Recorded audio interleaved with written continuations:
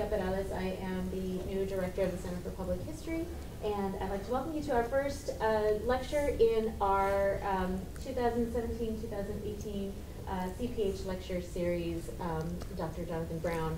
I'm going to actually turn the floor over to my colleague from the History Department, Dr. Tom O'Brien, who will do introductions of Professor Brown. Thank you, Margaret.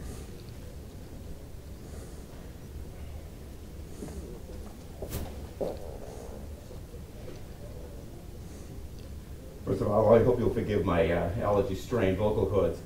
But first of all, for students of Latin American history, Jonathan Brown's a man who doesn't need an introduction. Over 25 years, he's crafted a distinguished career at the University of Texas. And yes, we all know where it is. Among his many accomplishments, he's been a member of the board of editors for the outstanding journals in our field, such as Hispanic American Historical Review, Latin American Research Review, and the American Historical Review. By my count, he's authored at least 19 articles, several co-edited works, and now his 5th book. Before I talk a little bit about Cuba's revolutionary world, I want to mention 2 of those books. One was the Social and Economic History of Argentina, that won the Bolton Prize from the Conference of Latin American History for the best book in English on Latin America. The other book is the one that I hold dearest of John's work. It's for a selfish reason. I have my own deep interest in corporate operations in Latin America, and I was well into that topic when I first had the opportunity to read John's book, Oil and Politics in Mexico. And as with all of his works, it's deeply researched, eloquently written, and I learned so much that I didn't know at that point, despite the fact that I had already been working on oil in Mexico for some time. So now let's turn to the subject of this session, Cuba's revolutionary world. Over the past couple of decades, there's been an outpouring of distinguished scholarship on Latin America and the Cold War, due in part to the collapse of the Soviet Union, and also due to the opening up of important new archival materials in the Western Hemisphere as well. But John's book is more than an account of Cuba during the Cold War era. It helps us appreciate the transnational consequences of the imperial struggles between the United States and the Soviet Union, and the important role of Cuba in those struggles. John begins by examining the history of Cuba's efforts to export its revolution to the rest of Latin America. That effort enraged Washington, which saw Cuba's revolutionary missionaries as agents of the Soviet Union, seeking to subvert U.S. influence in the region. At the same time, Cuba's international revolutionary forays became a continuing source of irritation for the Soviet Union. Moscow saw guerrilla insurgencies as a dead-end path for revolutionary change. That tactical divide over Cuban international activities only widened when Fidel Castro sent military forces to aid the government of Angola, who was battling a South African invasion and a CIA-backed insurgency. It's no surprise that John concludes that of the 4 social revolutions in Latin America, is the Cuban upheaval that had the most powerful impact on transnational relations. But the book goes beyond the international ambitions of the Castro government to explore the U.S. reaction to the challenges of revolutionary change in Latin America, a reaction that contributed to the toppling of democratic regimes such as those of João Goulart in Brazil and Salvador Allende in Chile, and opened up a decades-long chapter of brutal military oppression in South America, including Operation Condor, a U.S.-supported covert alliance among the military regimes aimed at exterminating political dissidents. It is a book powerful in its impact. I give you Jonathan Brown. Thank you, Tom. As point of fact, Tom and I shared articles side by side in the American Historical Review back in 1988 or so, and he wrote on Cuba, and I wrote on Mexico. And here we are doing the reverse, kind of the reverse. Anyway, thank you very much for that gracious introduction. I couldn't have written a better introduction myself, so it's been great. I am going to talk about one particular thing, but overall, the book asks this simple question. When the Cuban Revolution came to fruition on the first day of January 1959, there were it overturned one of 5 dictatorships that existed in Latin America at the time.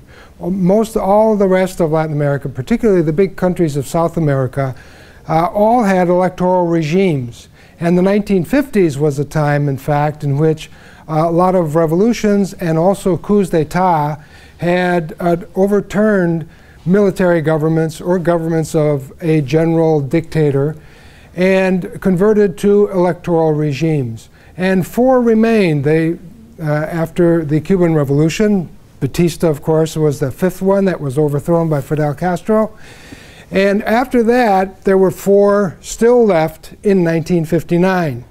3 of them in the Caribbean, some of the smaller countries of Latin America, the Dominican Republic, Haiti, and Somoza in Nicaragua.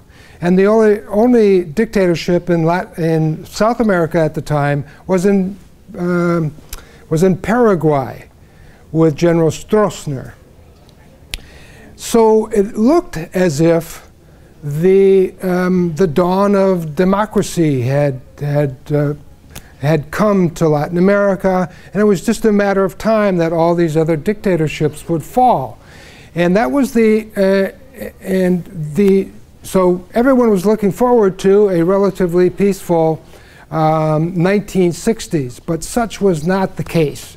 And it really was not the case because the Cuban Revolution, which started out as a nationalist, middle-class revolution against a kind of populist leader, then became a Marxist-Leninist revolution within the first 2 or 3 years of the revolution. And therefore, they continued to expand the revolution throughout Latin America, not only against the dictatorships, the 4 dictatorships, but also against some of the democracies that stood in their way and opposed them in the OAS. So that by the end of the 1960s, Latin America was well on the way of having military dictatorships rule every country of Latin America. By 1973, 1976, when the last 2 military dictatorships came into power with Pinochet in Chile and General Videla in Argentina, a vast majority of Latin Americans actually lived under military rule. And not only military rule, it was long-term military rule. The last of the dictators, Pinochet, gave up power in 1991 or something like that. So it was long-term military rule in all the big countries of South America. And there is a connection. That's why I went into the study of this project to find what that connection is between the Cuban Revolution and the process of the return of dictatorships to Latin America. And there is a good connection. Part of it has to do with the power and influence of the Cuban Revolution. It was the mother of all social revolutions in 20th century Latin America. And if we could just review for a moment, first social revolution, 1910, Mexico. The second one, Bolivia, 1952. The third one, Cuba, 1959. And the fourth one is the Sandinistas in Nicaragua, 1979. Those are the big social revolutions. There's been other revolutions that attempted to consolidate power, never able to do it because they were overthrown either by the United States, as in Guatemala in '54, or other places that were stopped in place by the national armies of those countries. But and of all those social revolutions, the most influential one was Cuba. And Cuba, at the time of the revolution, had only 7 million people. And yet, the reverberations of the Cuban Revolution were felt throughout Latin America and into the United States. For the first 3 or 4 years of the 1960s, Cuba was probably the #1 foreign problem of the United States. And the presidential papers of the JFK Library and also of the LBJ Library just up the line at this other university someone mentioned earlier today, University of Texas, where I started my study actually.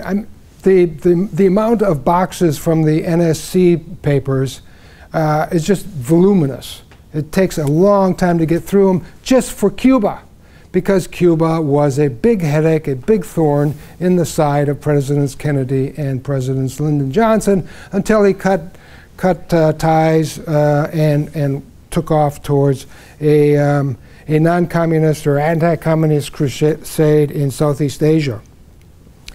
And then I started to study, why was the Cuban Revolution so powerful, one of the smaller countries that underwent revolution? And the reason is that the Cuban Revolution exported its counter-revolution, those opponents to the consolidation of power, and especially bringing in the communists and making an alliance with the Soviet Union. The counter-revolutionaries to that all left Cuba and went to Miami. And from Miami, they continued the counter-revolution against Castro, not only in the United States, but all through Central America and all through South America. So they exported their counter-revolution. And the counter-revolution picked up tremendous power from being financed by the CIA and being supported by the governments of the United States, right up to the government of what's our president's name? Donald J. Trump. And the other thing is that in the 1960s, the Cubans themselves, the Cuban revolutionaries themselves, wanted to export their revolution to the rest of Latin America. There's a couple, and together they set a wave of what I call, and what other people would call as well, a kind of secret war throughout Latin America between Cuba, the United States, and the governments of Latin America. Politics in the 1960s polarized greatly in just about every country of Latin America, and I discovered in my research that every country of Latin America was affected by the Cuban Revolution, because the Cuban Revolution became an issue between the left wing and the right wing and the Democrats in the middle. And the Democrats suffered greatly because of this this kind of secret war for Latin America, for the hearts and minds of Latin Americans, you might call it.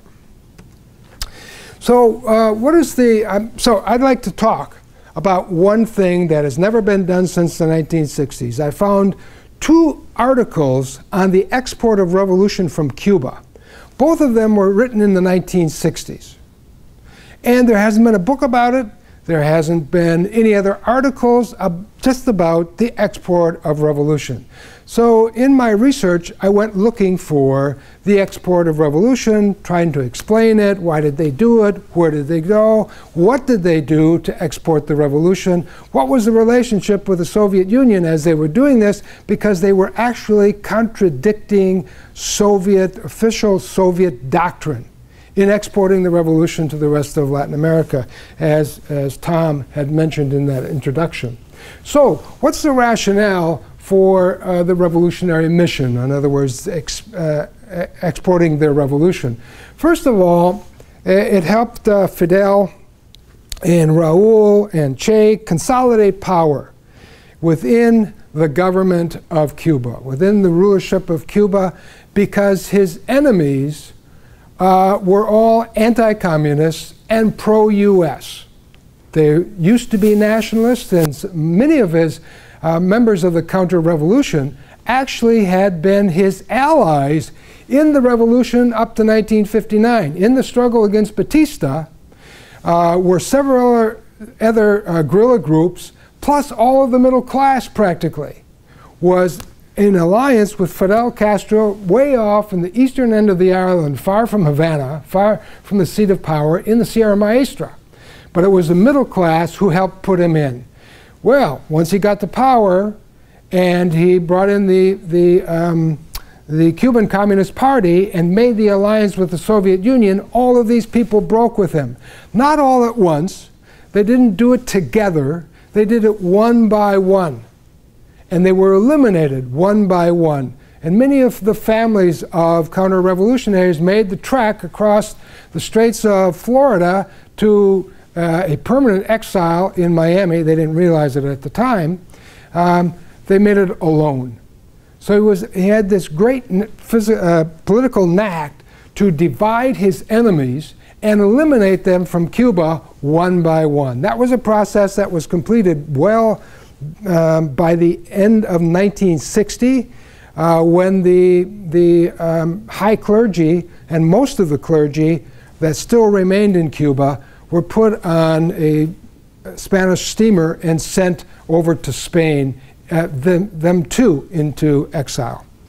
So it helped him consolidate power. Anybody who questioned communists coming into the revolution, which was unannounced completely, was called a counter-revolutionary and sent abroad. And it provided security for Cuba. That is, if he could export the revolution to other countries of Latin America, there would be a measure of security in that. It would be 2 revolutionary regimes, 3 revolutionary regimes, 4 revolutionary regimes confronting the power of the United States. So it would, and by the way, this is the way revolutions behave. It was the same during the French Revolution. It was the same during the Iranian Revolution. It was the same during the Soviet Revolution and also the Chinese Revolution. The big revolutions act in this way. They want friendly neighbors close by and their enemies far away. Then the effort, the very effort and the process of spreading the revolution to other countries would spread thin the counter-revolutionary power of the United States government. They would be involved in many sorts of guerrilla uprisings throughout not only throughout the world, but also in Africa and in Asia. So it would spread thin the forces of imperialism. And anytime I use imperialism here, it refers to the United States, or the United States and their allies in Western Europe. The fourth reason for exporting the revolution is it gave the nation a mission abroad. And it was a kind of mission abroad that would mobilize the people to make the revolution at home. A case in point was the so-called, and I'll come back to this just for a moment and explain a little bit more. This happened in the 1959 Caribbean War. Not only were they consolidating power at the same time, they were also beginning to export the revolution. And this was not so much by Fidel, although he did participate in this. Raúl did not participate very much in this because he was organizing the revolutionary armed forces to defend the revolution at home. So he was not very much involved in the process of exporting the revolution. But Camilo Cienfuegos, some of you might have heard of him. He was kind of like number 4 in the big triumvirate of the revolutionaries in 1960 until 1959, until he actually lost his life in an accident, so they said, in October of 1959. He and Che Guevara were mainly involved, Che because he was the only foreigner in the M26, the Movimiento 26 de Julio, the revolutionary vehicle in the 1950s of Fidel Castro. He was the only foreigner. So he was very much interested in spreading the revolution because he was a foreigner, and eventually he wanted to take the revolution, started in Cuba, back to Argentina, his homeland. So he was very much involved in this. What happened in 1959 is that Mexico had been, up until the 1st of January 1959, the mecca of exiles in Latin America. Mainly democratic exiles, democratic parties who had to fight the dictators in the 1950s. A lot of them went through Mexico City because they found a haven there. After the 1st of January 1959, the new refuge for exiled politicians in Latin America, and especially exiled young people, young men and women, was Cuba. Everybody wanted to go to Cuba. It was the most remarkable thing that they had a revolution under the nose of the United States, and they got away with it. So they wanted to go and investigate it and live the revolution. Some of them came from the nearby dictatorships. Some of them came from the Dominican Republic under Trujillo. Some of them came from Haiti. Some of them came from Nicaragua. Some of them came from, what's our other one there? Panama. Not so many from Panama. But therefore, Che took special privilege, and so did Camilo, took special privilege in meeting all these people, organizing them, promising them that they could do what the Cuban revolutionaries did in Cuba. They could do that to their homelands, and we will help you. We will arm you, we'll give you a bit of training, and you can go back to your homeland just the same way we did, on a boat. And Fidel's men had come over in 1956, December of 1956, on a yacht from Mexico, and they started the revolution, and they were in power 3 years later. So every one of these then became a kind of invasion on a couple of yachts or fishing trawlers, and they were to land on, near a mountain in their homeland, go up in the mountains and have a guerrilla campaign. And they were helped by Camilo and also Fidel. Panama was simply a aberration to all of these plans. The Panama invasion had only two Panamanians who led the group, and all the rest of them were Cubans. About 82 Cubans and two Panamanians take a sail across to the coast of Panama, jump out of the boat, and they say, we're going to have a revolution. Immediately, they were rounded up by the Guardia Nacional, the National Guard of Panama, and within a week, all of them surrendered and then were sent back to Cuba. This was just a target of opportunity because a Cuban elite revolutionary named Roberto Arias, part of the elite dominated government of the time, was married to Margot Fontaine. Margot Fontaine is the prima ballerina from Great Britain. They came to see Fidel in the first days of the revolution, and Fidel was smitten. He wanted to please them so much. Yes, I can help you make the revolution in your country.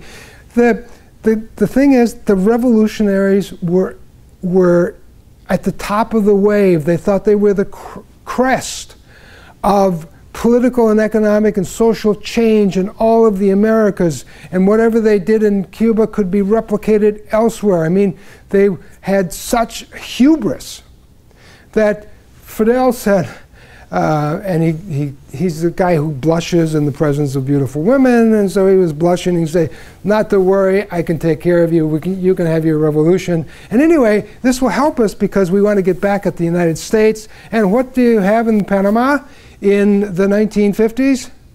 Panama Canal, owned and run and paid for by the United States. So he thought this was a great target of opportunity. Every one of these ended in great disaster. The Panamanian invasion, no. The people were rounded up and they were sent back to Cuba. In the rest of these, most of the combatants were from the country that they were invading. They were Nicaraguans, they were Dominicans, they were Haitians. Just a few of them, to act as kind of advisors, were from Cuba. But all of these ended up in huge disasters. almost to a man, in the invasion and the Dominican invasions, they died. And they died relatively quickly, and some of them pretty horribly. So this ended, but in the midst of all of this, in June, at about the time of the Dominican invasion, there was the first great revolutionary reform at home. The 1959 Revolutionary Reform Land Act, the Agrarian Reform of 1959. And so the entire nation was then involved in a very aggressive domestic policy and a very aggressive foreign policy, all of which fed into each other. But it failed. And the actual program didn't get restarted. The export of revolutionary program didn't get restarted until after the April 1961 Bay of Pigs victory over the CIA-inspired invasion of the Bay of Pigs. And Fidel announced it himself in one of his speeches to the vast crowd in Revolutionary Square. He said, "We promise to continue making," well, you can read it. But what they wished to do then, in restarting the revolution, was to take the revolution not only to Central America, but South America as well.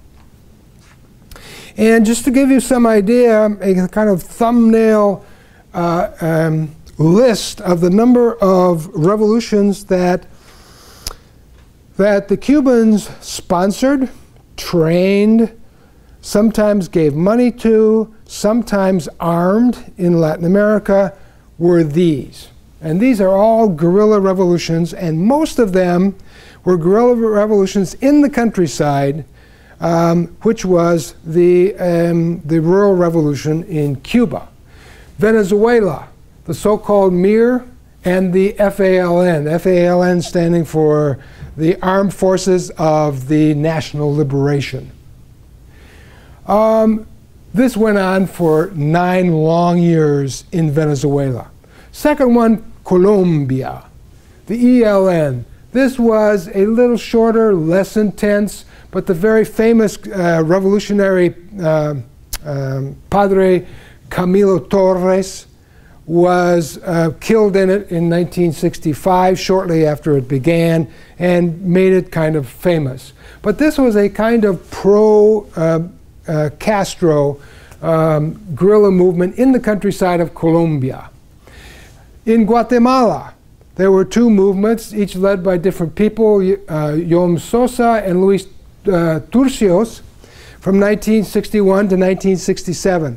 They both got their start as a kind of protest within the military, because they were both, one was lieutenant and the other was a captain in the Guatemalan military, and they opposed their president, who was a general, elected, but he was a general, hosting the trainees for the Bay of Pigs invasion. And the CIA's present in Guatemala once again, and some US Army advisors who were training the Cubans in Brigade 2506, who went into the Bay of Pigs and then lost. So they began as a kind of a nationalist revolution, and they were supported by Fidel Castro, and eventually received his aid, some of the training, and they, particularly Luis Turcios, had gone to Cuba several times to confer with the Cubans. In Argentina, there were several, starting in 1966 with a guerrilla group that was sponsored by Che Guevara himself, which was vanquished within 6 months of arriving. Another one were much more durable in the 1970s, early 1970s, the ERP and the Montoneros, very famous in Argentine history. They also had connections to Cuba because many of their leaders had been trained in Cuba in the late 1960s. so the connection was very close. Also, the Peruvian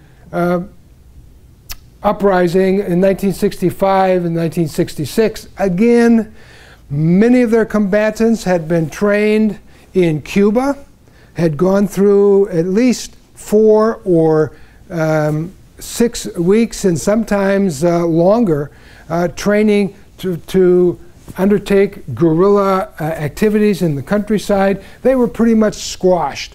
Nonetheless, their roots to Cuba were very clear, very dominant. And then finally, in 1966-67, Che Guevara. What's the date today? Today's the 3rd. 6 days from now is the 50th anniversary of the execution of Che Guevara. So this is the, what, the anniversary year of his death? Okay, well, too bad I couldn't be here to commemorate that date, but I will do so in another place.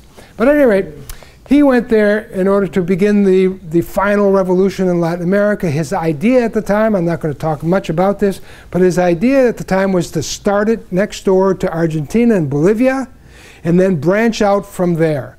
And he was going to bring in, intentionally, an international group of combatants, all to train under his command in Bolivia, and then they were to slough off and move into their own countries. He expected people from Peru to come back in order to take up where these guys had left off.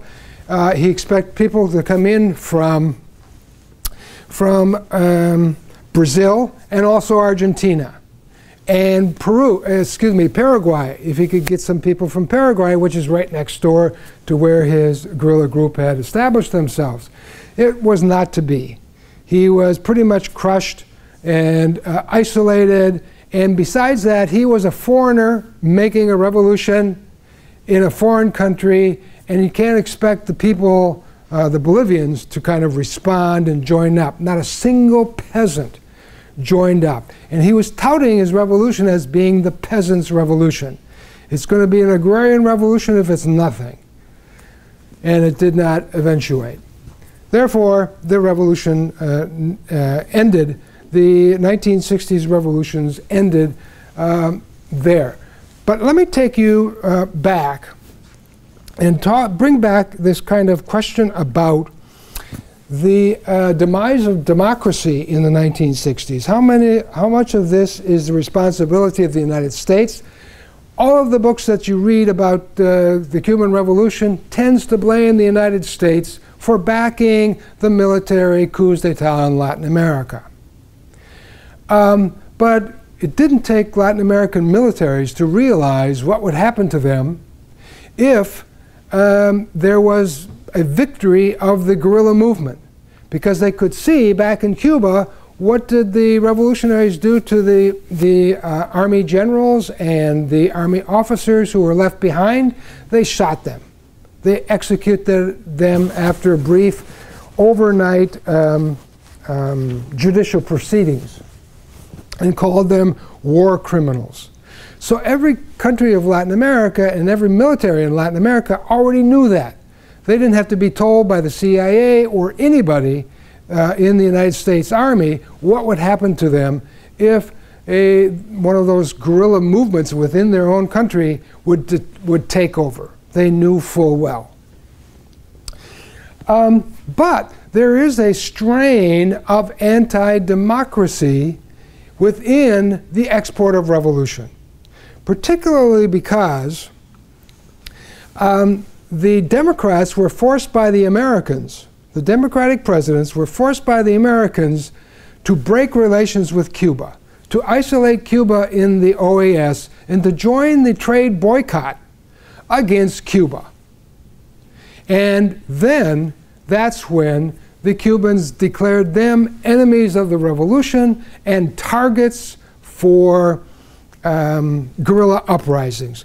That's what took so long for an uprising to happen in Bolivia, for example, because they were one of the last countries to break relations with Cuba.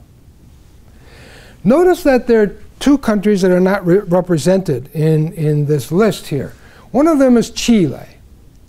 Chile was not represented because Allende, who was a good friend of Fidel and a good friend of particularly of Che, said, we Chileans are different, we can come to power and make a revolution through democratic processes. So they trained very few very few Chileans at all in the art of guerrilla warfare. The other one is Brazil. They counted Brazil also in the 1960s, or particularly in the early 1960s, because left-wing politicians were winning elections. They were presidents of the country. So the Cubans backed off, supported them diplomatically, received them on their trips to Cuba, but they did not train Brazilians. The Brazilian guerrilla revolution actually came organically from within about 1969, long after the military took over with a coup d'etat and established a long-term military government that lasted 21 years. But they came in 1969. And they weren't helped very much by the Cubans because the military government by that time had pretty much cut relations with Cuba, including travel back and forth. All right, so talk about sources. We do have some graduate students here. So, and I was talking to you earlier, Philip, about the sources too. There's not a lot available in Cuba from the year from 1959 until the present. Those archives are not open. The Cuban government still considers the United States to be an enemy of Cuba, and so all of their Cuban archives, especially the sensitive ones, are closed to foreigners. But they're even closed to Cuban historians. The only Cuban historians who can write with occasional reference to the documents inside of, say, the Ministry of Interior, the Consejo del Estado, the Council of State, that's Fidel's own people. The only people who can see that are former members of the security agencies. And occasionally they write really, really bad history about these subjects. But they got all the facts there, just as so boring and without point. And then they conclude, they make their conclusions by drawing a speech from Fidel on a particular subject from the 1960s, and that's their conclusion to their research. But it is a kind of source, and I've used those as well. But I got basically I got the main sources from the CIA. CIA records which are now declassified in the JFK and in the LBJ, not so much in the Richard Nixon libraries yet, but hopefully that will happen maybe after Trump. I don't know if Trump is going to open up anything. He's too busy, I don't know, attacking the NFL. But at any rate, so these are all open. The U.S. documents are all open, and they had good sources. The problem is the reliability of their sources. They had to be very careful about hearsay, and they got a lot of hearsay basically from people who were leaving Cuba and going to Miami. And so they were telling the CIA whatever CIA wanted to hear. Fidel is weak, he's probably going to fall pretty soon, the militias won't fight, all of which turned out to be wrong. But the CIA nonetheless did have some very interesting commentary, and they doubled and tripled their presence in Latin America throughout the 1960s because of the Cuban Revolution and the export of the Cuban Revolution. So they were everywhere, and they began to take really good intelligence, which I was able to use. All right, let's talk a little bit about the ideas behind this. By the way, what time did we start? I don't want to go on too long, but let me just say this is taken directly from Che Guevara's theoretical work that came out in 1960. It's called the guerrilla warfare. And characteristically, on the very first page, he goes right to it. He does not beat around the book. What he is proposing is that other countries of Latin America can do what the Cubans did. And here's our secret. Popular forces can win a war against the army, just as they did in Cuba. Second of all, it is not necessary to wait for the conditions to ripen in favor of a revolutionary event. The insurrection can create them, just as in Cuba. Now, this is kind of interesting, and also this is kind of interesting as well. And let me just mention that they were for fighting the revolution in the countryside, just as they did in the Sierra Maestra. Far from, it didn't matter how far it was from the seat of power, eventually the rural revolutionaries would get there, just like Mao's troops got to Beijing. So in underdeveloped America, the countryside is a basic area for the fighting. Both of these contradict Soviet doctrine at the time. And this is at the very same time, the early 1960s, that Fidel is making his alliance with the Soviet Union, and the Soviet becomes the prime trader and the prime origin of military and food aid and also technology. So this was a kind of delicate balance. How I explain this, and a little bit ironic, because it was not a satellite of the Soviet Union. Cuba was not.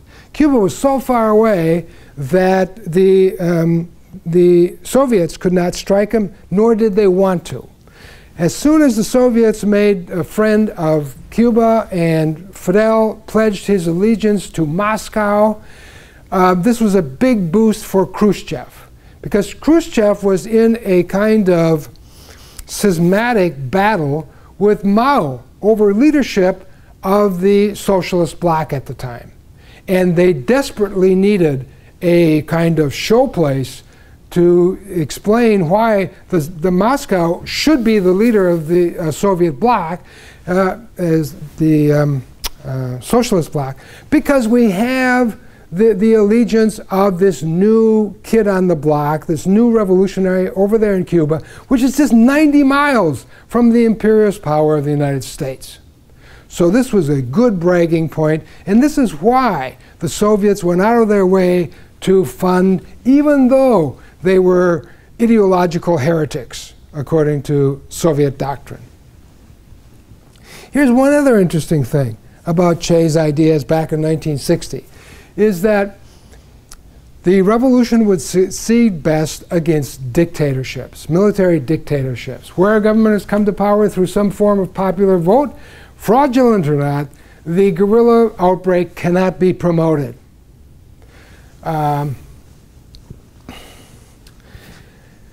So why was it that almost immediately the Cuban revolutionaries targeted Venezuela for a major guerrilla outbreak?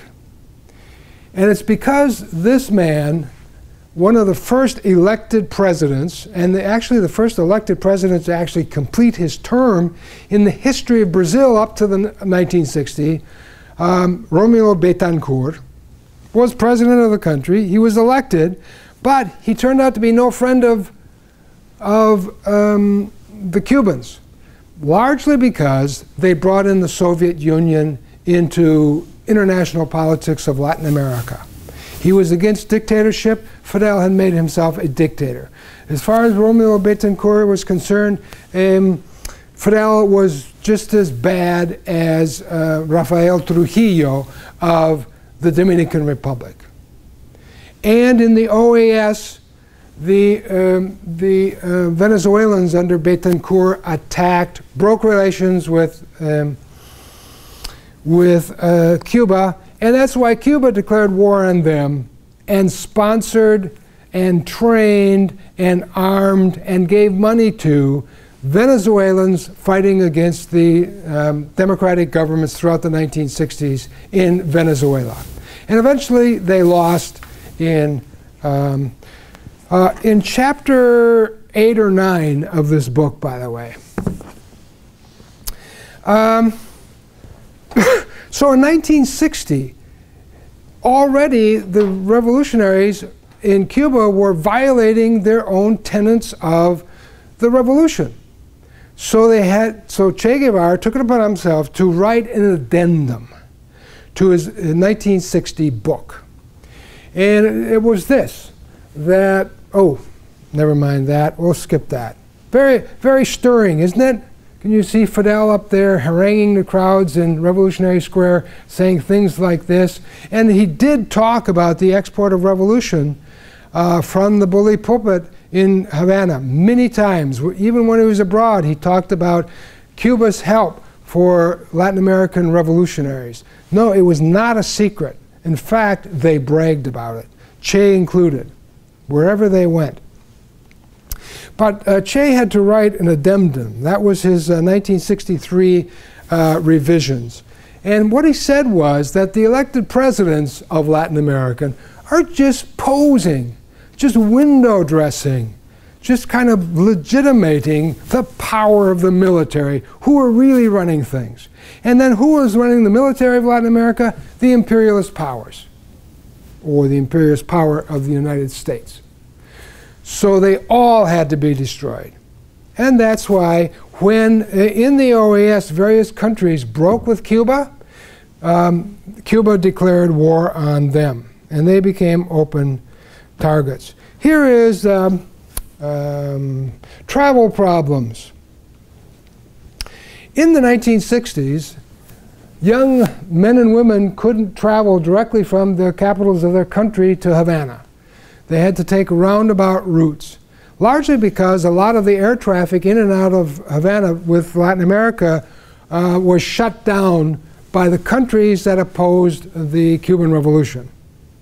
And only throughout the 1960s was there a flight between Mexico and Cuba. So either the Latin Americans had to go through Mexico, and their names were taken down by Mexican security and given to the CIA, who then passed them around to the countries of origin of these young people going to Cuba. Even if they were just going there to experience the revolution and not train, their names were taken down.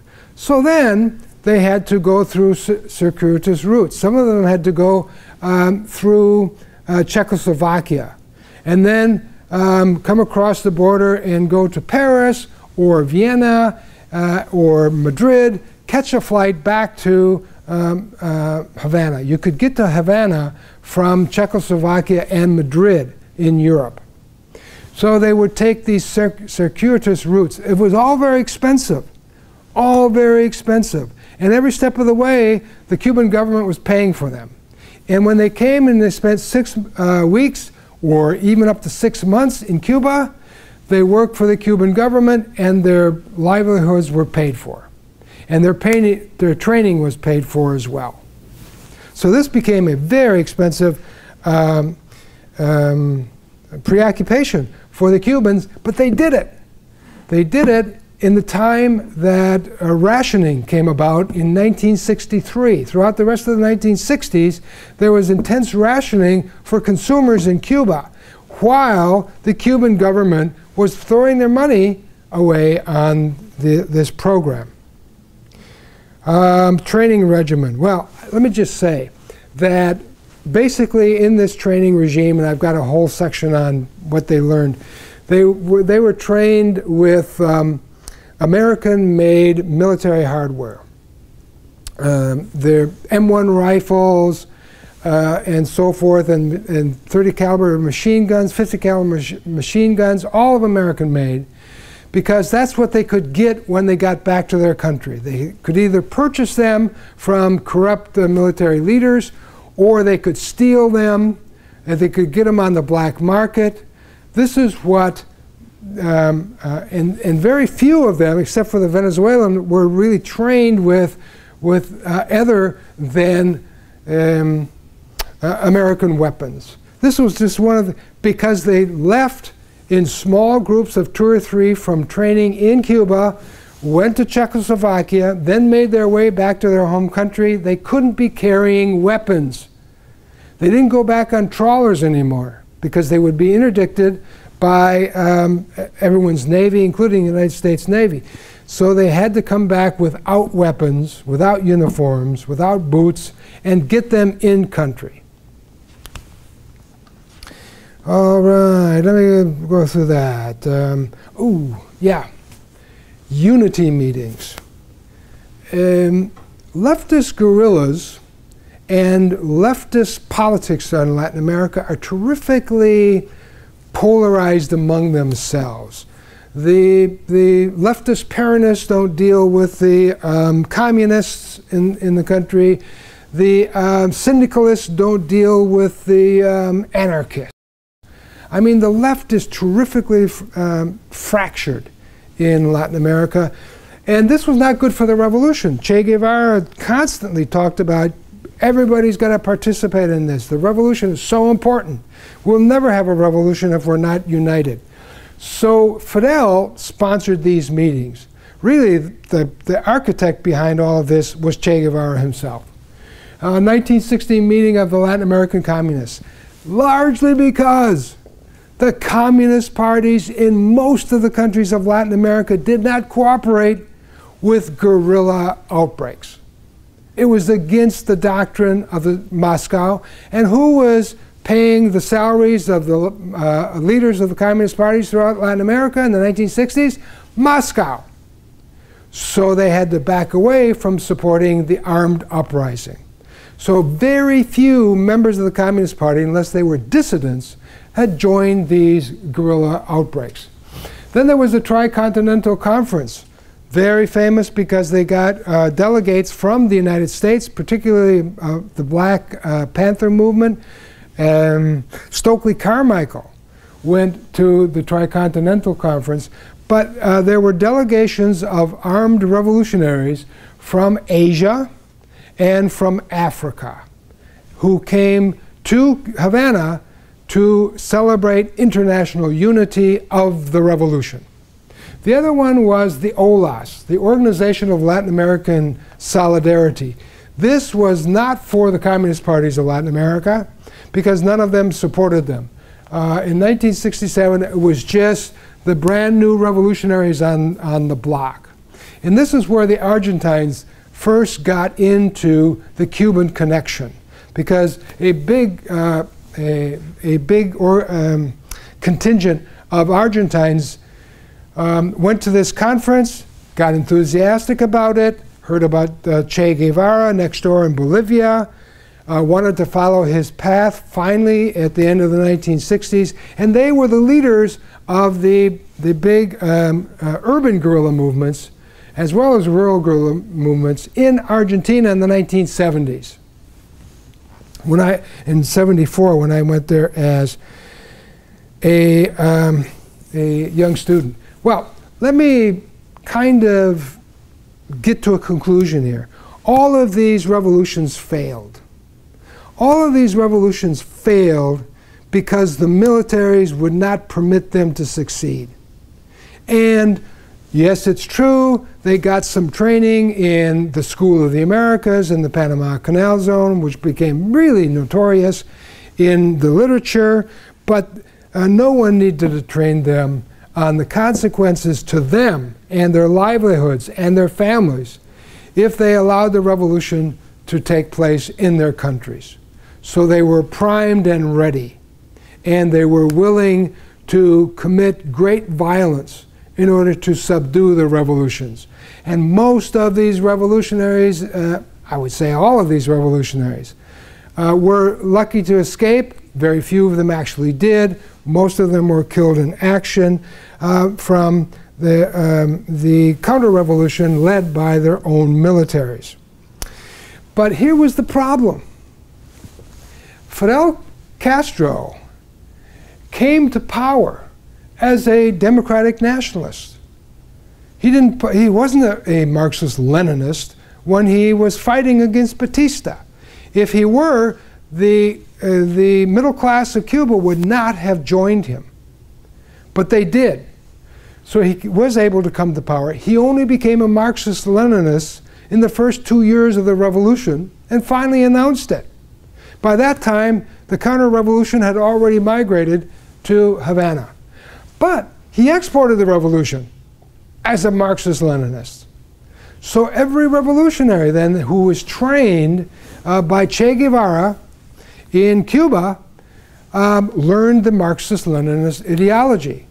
They read books by General Giap. They read books by Mao Zedong. They read Che's book. And they all indoctrinated in Marxist-Leninism. It was part of their discipline. And then they returned home. Well, they were communists. They didn't return home as democratic nationalists like Fidel had been. So this was kind of like the Achilles heel of the export of revolution, that every revolutionary, every person who took up arms against the government was a communist, even though many of them were not members of the party. The generals knew this was what would happen to them. This is a picture of, and Fidel himself was saying these things. The military class of Latin America must first be destroyed and their principal leaders executed, just like we did in Cuba. There's a picture of the execution there. And then there was Batista. No one acted like Batista any longer in the face of this. Here's Batista in 1968. At the end of the days, he's still partying in the Palacio Nacional with his cronies. And he's got the leading generals in the army partying with him. They're not out in the Sierra Maestra hunting down the guerrillas because the guerrillas, no, they'll never get here, no problem. And that was their major mistake. Finally, I'd like to say one other thing. I can read you a passage from my book. What I write in kind of a conclusion to my chapter on the export of revolution. Above all, the export of revolution was not a game, not a diversion or an avocation. It amounted to a religious calling, a mission. The revolutionaries of Cuba had become true believers, convinced that they held insights into human redemption that the Soviets had lost. As if he were a messiah, Fidel Castro sought to project his revolutionary message far and wide throughout the developing world of Asia, Africa, and Latin America. Che Guevara committed himself to a crusade for which its apostles could expect martyrdom. Everyone else's deaths amounted to little. The revolution was everything. Thank you very much for your kind attention.